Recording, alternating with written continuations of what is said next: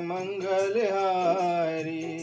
द्रव्य औषध शिरते अजिर बिहारी। पिछले विश्राम में हनुमान जी अंगद और जामवंत जी के साथ संपाति से मिलते हैं और संपाति अपने और जटायु के बारे में उनको बताता है।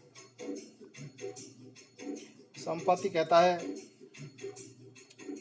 कि हम दोनों भाई एक बार आकाश में उड़कर सूर्य के निकट पहुंच गए। जटायु सूर्य का तेज नहीं सह सका, इससे वे लौट आया, किंतु मैं अभिमानी था इसलिए सूर्य के निकट चला गया।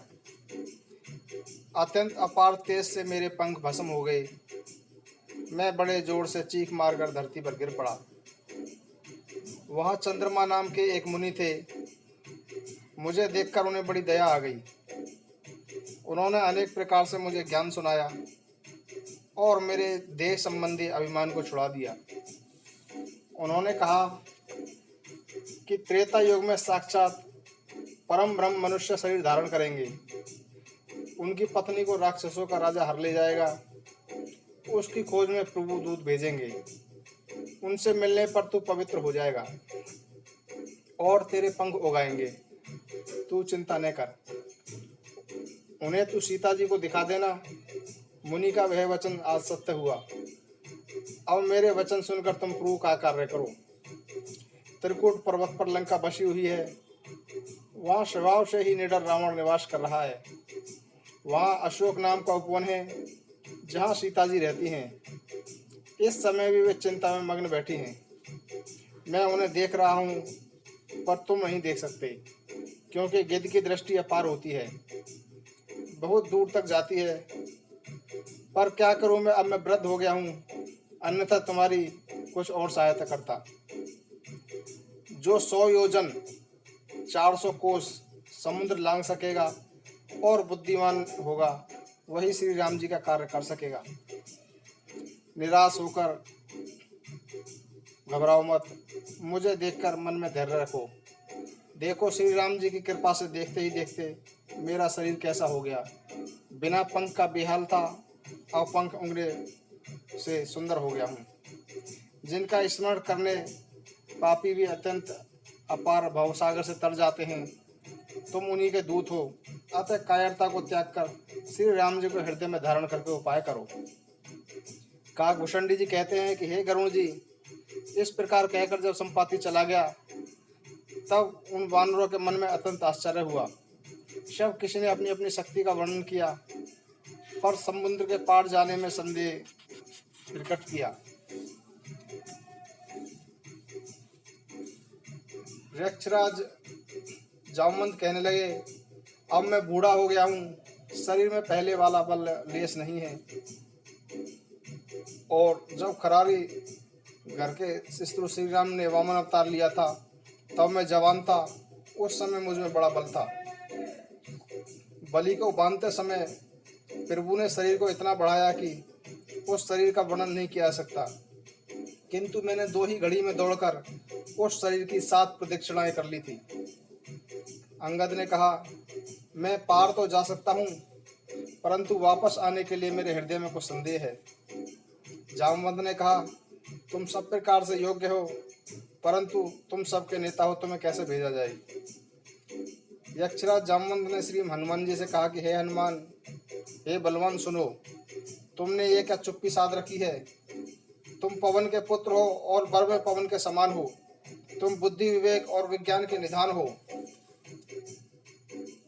कौने सो काज कठिन जग माही, जो नहीं होई तात तुम्हें पाही।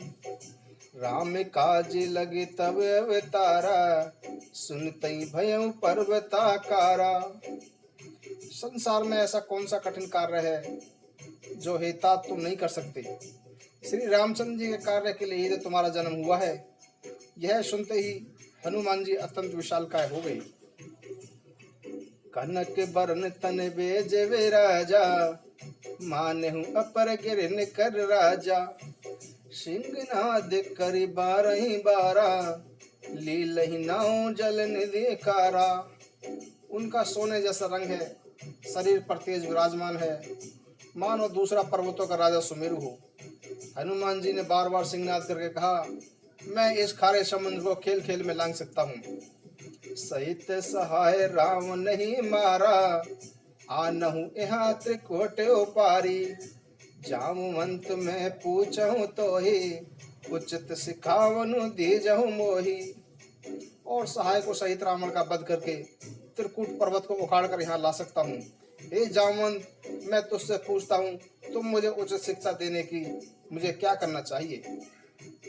इतना करहूँ तात तुम जाए, सीत ही देख कहूँ सुध लाई। तब निज भुज बल राजीव नैना, कौतुक लाई संग कपि सेना।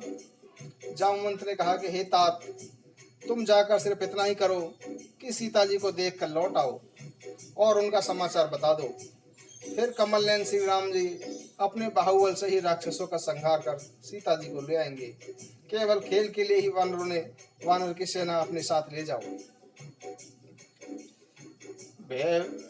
भाव भेषज रघुनाथ जय, सुनहि जिने नंदार। तीन कर सकल मनुराध, सिद्धि करहि त्रिशिरार। श्री रघुनाथ जी का यश जन्म मरण रूपी रोग की दवा है। जो पुरुष और स्त्री से सुनेंगे, त्रिशिरा के शत्रु श्री राम जी उनके सब मनोरथ को पूर्ण करेंगे। जिनका नीला कमल की भांति श्याम शरीर है, जिनकी शोभा करोड़ों कामदेवों से भी अधिक है, और जिनका नाम पाप रूपी पक्षियों को मारने के लिए व्याध के समान है, उन श्री राम के गुणों के समूह लीला को अवश्य ही सुनना चाहिए। मंगली भवनीय मंगलहारी, द्रवहु सुदशरथ अजिर बिहारी। मंगली भवनीय मंगलहारी, द्रवहु सुदशरथ अजर बिहारी। अब हम पवन पुत्र हनुमान जी की जन्म की कथा श्रवण करते हैं। हिमालय पर्वत के पवित्र अरण्य में तप के तेज से प्रकाशित महान यशस्वी कश्यप ऋषि रहा करते थे। एक दिन साक्षात यमराज के समान विशालकाय हाथी ने ऋषि आश्रमों को उजाड़ना शुरू कर दिया और वज्रसी तेज से वह महर्षि कश्यप को मारने के लिए दौड़ा। आश्रम सभी ऋषि भयभीत हो गए। भय मिश्रित पुकार कपिराज केसरी के कानों में पड़ी। वे तुरंत बड़े वेग से दौड़े और उस हाथी के मस्तक पर घूंसे का प्रहार किया तथा उसके दोनों विशाल दांतों को पकड़कर उसे उठाकर पटक दिया। हाथी का प्राणांत हो गया। केसरी के बल और दयालुता को देखकर महर्षि ने वर मांगने को कहा। केसरी ने विनम्रता पूर्वक निवेदन किया कि प्रभु, आपके आशीर्वाद से मेरे पास समस्त सब कुछ है। यदि कमी है तो सिर्फ संतान की। आप बलवान पुत्र की प्राप्ति का वरदान देने की कृपा करें। महर्षि ऋषि ने एवमस्तु कह दिया। देवी अंजनी, जो केसरी की धर्मपत्नी थी, श्रृंगार कर पर्वत पर बैठी प्रकृति का सौंदर्य देख रही थी कि तभी पवन देव ने अपनी भुजाओं को फैलाते हुए अत्यंत वेग के साथ अंजना के शरीर का स्पर्श करना चाहा। पवन देव की ऐसी हरकत देखकर अंजनी क्रोधित हो उठी। वह पवन देव को श्राप देने लगी कि तभी पवन देव ने प्रार्थना करते हुए कहा कि अभी तुम्हारे पति केसरी ने महर्षि कश्यप से वीर संतान का वर प्राप्त किया है, इसलिए आप मुझे शाप ना दें। वैसे भी मैंने आपका शरीर का स्पर्श नहीं किया है देवी। पवन देव की बात सुनकर अंजना इतनी प्रसन्न हुई कि उन्होंने पवन देव को क्षमा कर दिया। इसके बाद पवन देव यह कहकर अंतर्ध्यान हो गए कि अंजना के यहाँ उनके समान बलि पुत्र जन्म लेगा। समय आने पर कार्तिक वदी 14 सोमवार के दिन पवन पुत्र का जन्म हुआ।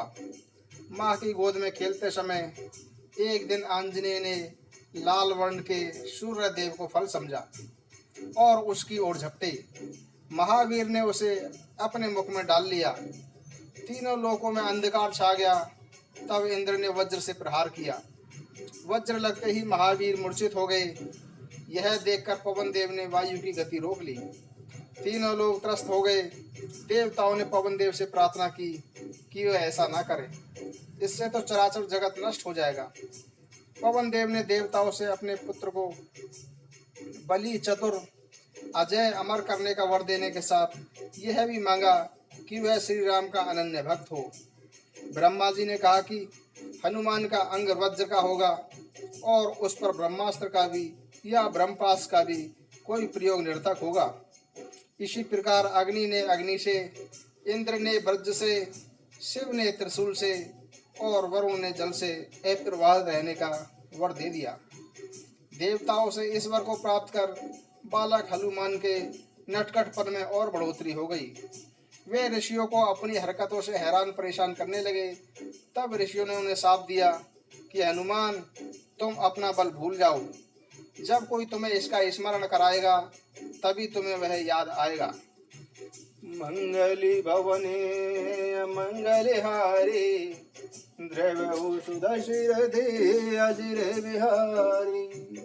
राम सिया राम जय जय राम। राम सिया राम जय जय राम। हरि अनंत हरि कथा अनंता, कहे सुनहि बहुविधि सब संता। राम सिया राम जय जय राम। राम